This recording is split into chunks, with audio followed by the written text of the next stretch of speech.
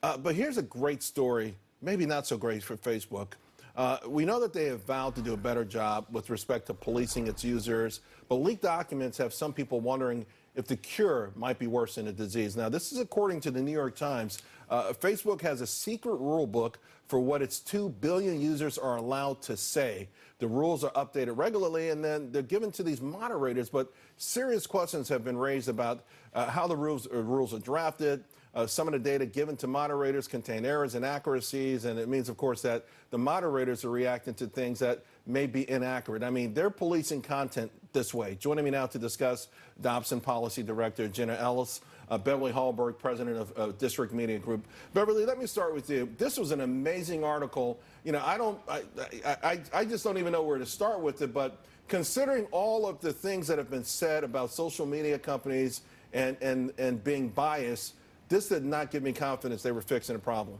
And not at all. And I think this story ends a very bad year for Facebook when it comes to the PR side of things.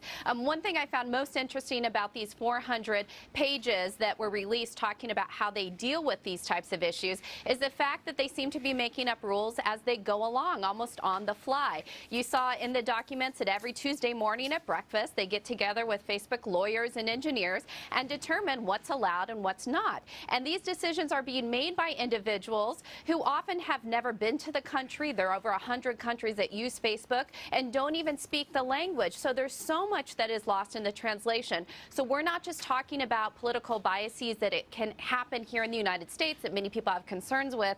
You're also talking about biases across the world. So I think this is very concerning, and I think Facebook, once again, has a lot of questions to answer. It's so weird. I mean, they're policing emojis, right? They can't read the language, but hey, that's the wrong emoji. You know, Jenna, one part of the article that really caught my attention, increasingly the decisions on what posts should be barred amount to regulating political speech, and not just on the fringes. In many countries, extremism and mainstream are blurring. So, you know, they're just, you got 7,000 people essentially manually going through all of these posts for 2 billion people and picking out what they think is political bias, and it's up to them to make these decisions. It's entirely subjective, and for these 7,000 people that are going through and over 100 countries that have different political persuasions, different belief systems, different cultures, for these people to have over 1,400 pages of rules, how can they possibly know? And then when you get to the end user,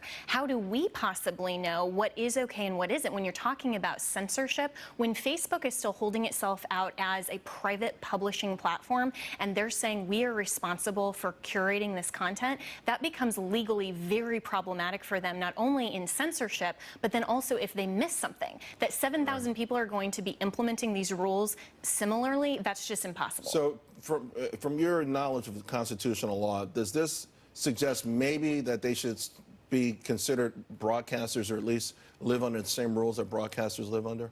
They possibly should, and I think from a legal perspective, it would be a good idea for Facebook to consider, do we want to become essentially a public utility and have their publishing platform be similar to a phone call or text message? I mean, if I'm on a wireless carrier, right, whatever I say on text, that's not going to go back and be liable to my provider in terms of the wireless carrier. Facebook really needs to consider, are we a public utility, or do we want to continue to be a private platform and have responsibility? Beverly, it says the closely held rules are extensive and they make the company a far more powerful arbiter of global speech than has been publicly recognized or acknowledged by the company itself. That's a mouthful right there.